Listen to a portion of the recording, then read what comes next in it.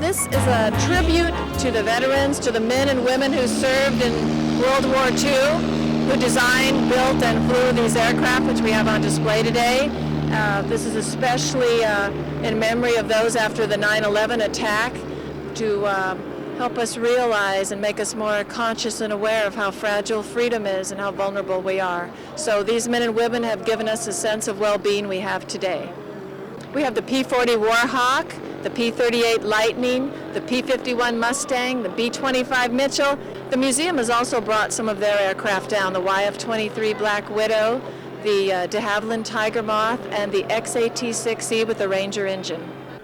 Despite threatening clouds, a good crowd showed up. The B-25 Bomber and the P-40 Warhawk were big hits. The eastern end of Jack Northrop Field, right here in Hawthorne, was the site of the event.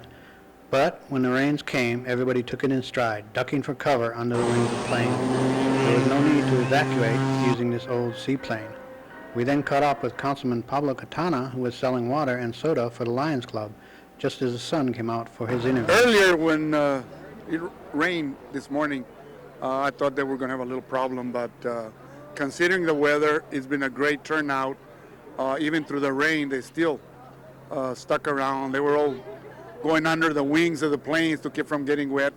But I thought it was a great turnout. Now that the sun's out, there's still people coming in here, so the community wants something like this. Maybe this is the first step to trying to get back our airfare. You see all these families here with the little boys, little girls, fathers and mothers, and I think it's a great idea for us to have back our airfare, which was one of the greatest things in this community. Everybody look forward to it, so hopefully, it's a good start. Well, this little guy didn't have a lot to say, so we'll let his dad explain. And I thought it'd be fun for the kids to come out here and just get up close to some of these planes. Unfortunately, they're not like this at home. Thank you very much. We're part of the sponsoring the P-51 here for the air show. One of the airmen that is flying it now today is one of the original Tuskegee airmen. So he's one of the original ones from World War II. Booths were set up inside due to the inclement weather. The Tuskegee Airmen and others were on hand to share, reminisce, enlighten, and just tell war stories. We talked to some combat photographers who had some great tales to tell. It's a very dangerous job. It's a very dangerous job. But we look at it like it's well worth it. We're historians. We'd like to classify ourselves as historians. This is history. When you see this footage on the History Channel or see the pictures in books, and you look at the horrific shots of people getting killed or shot, explosions going off, you don't think about that there's a guy standing there. This is one of our members here. This is Heinz Fritz, who was Hitler's personal photographer. He's one of our members. I think he's about 87 right now. And last I heard that he's still with us, so he hasn't died. This is Bill Clothier. He's the one that filmed the original Memphis Belle movie. He was John Wayne's personal photographer. He shot almost all of John Wayne's movies. He passed away about 6 years ago. The camera he is using is the World War II combat camera that Fairchild invented. The problem is that it looked like some kind of a weapon, so the photographers were getting shot pretty quick with that thing, so they threw it away. This is the surrender of the Japanese on board the USS Missouri. And the series of photographs I have below is Hawaii.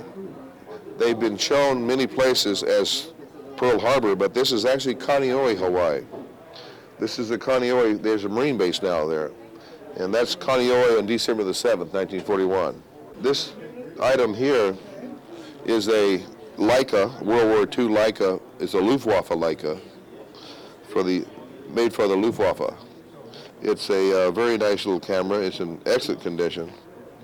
And we got this from one of our members. Mr. Jerry Cole, who's with us today, he shot most of these pictures of the B-17s. They're shooting right now, Jerry. Oh, I'm sorry. I'm sorry. I didn't get in on your shot. Now, don't you mess with mine. Forget what I said about these shots shot by Jerry Cole, okay? About 10 missions, yeah. So that first mission, what was that like? Well, as it turned out, on that first mission, I took this particular photograph. And what happened was that I was quite naive at the time. I thought those were German fighters coming up, because all of a sudden I saw these contrails going up like that, and I knew they were going to cross, so I waited for that particular moment to take that photograph. And as it turned out, I wasn't even on flying status at the time. And I, instead of going into London as I normally would, I decided I would fly a mission because not being on combat status, I would have missed the war. So I decided to bootleg myself. So I had all the paraphernalia, and I walked up to one of the planes that I had selected, and just as they started the engines and getting ready to take off, and I said, I'm the photographer, I'm going along. And I probably didn't even get logged on.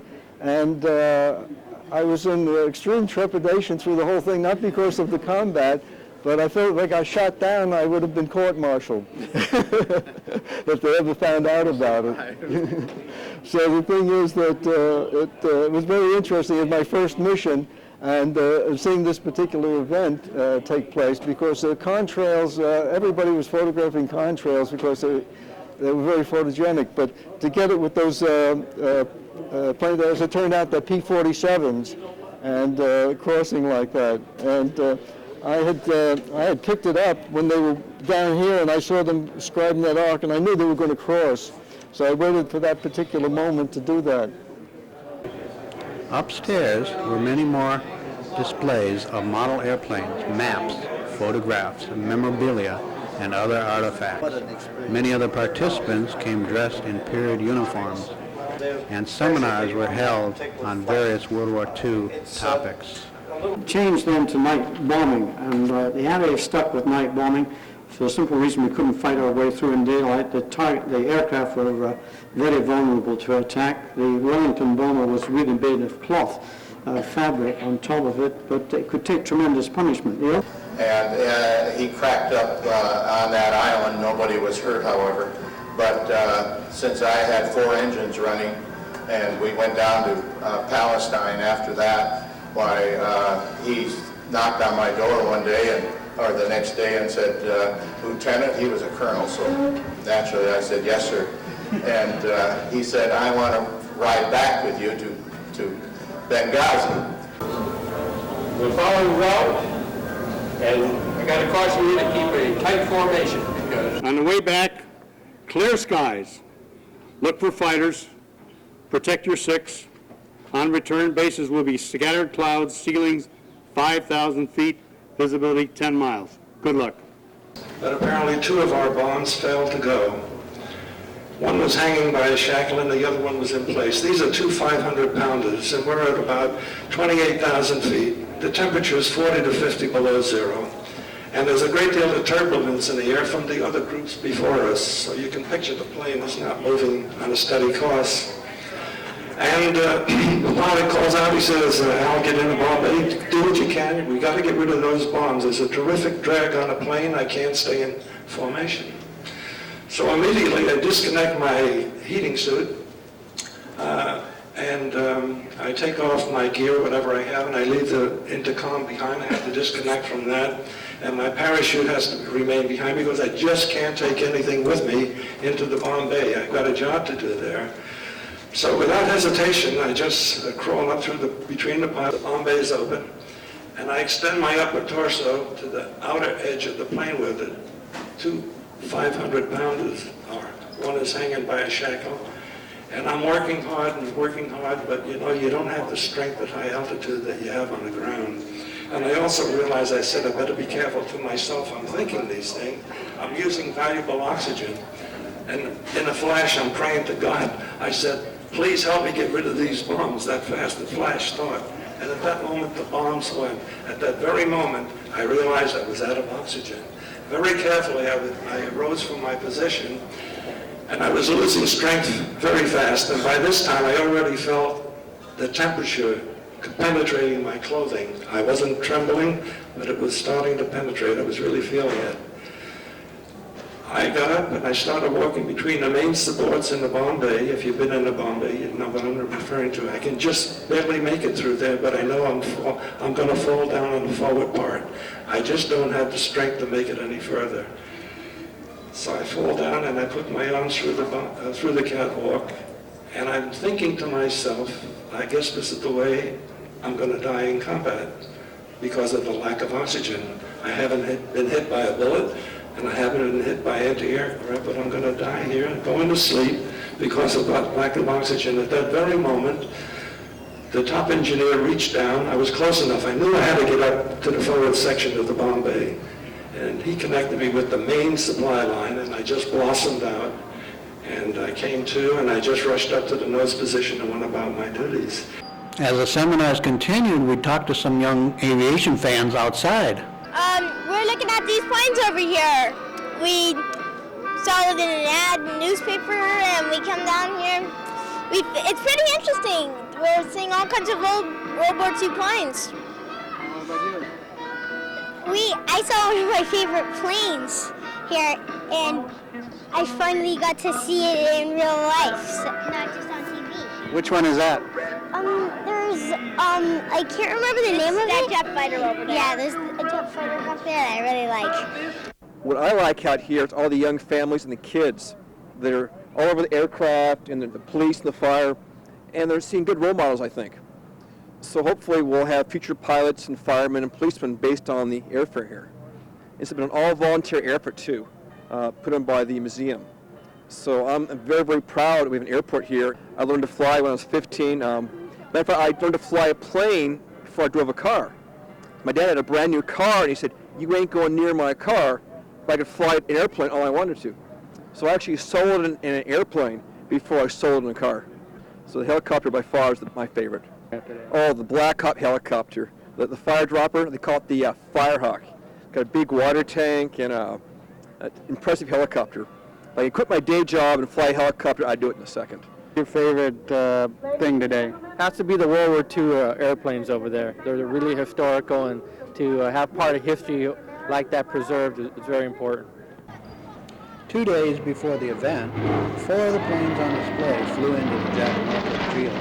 So let's watch as they landed and listen to some more of the discussions from the seminar.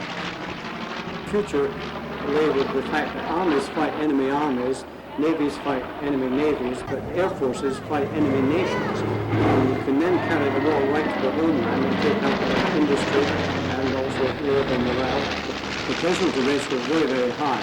It sent out a dozen aircraft, and we only had 200 total bombers at the beginning of the war, and they were all pretty well obsolete at the start of the war. And the big 4-engine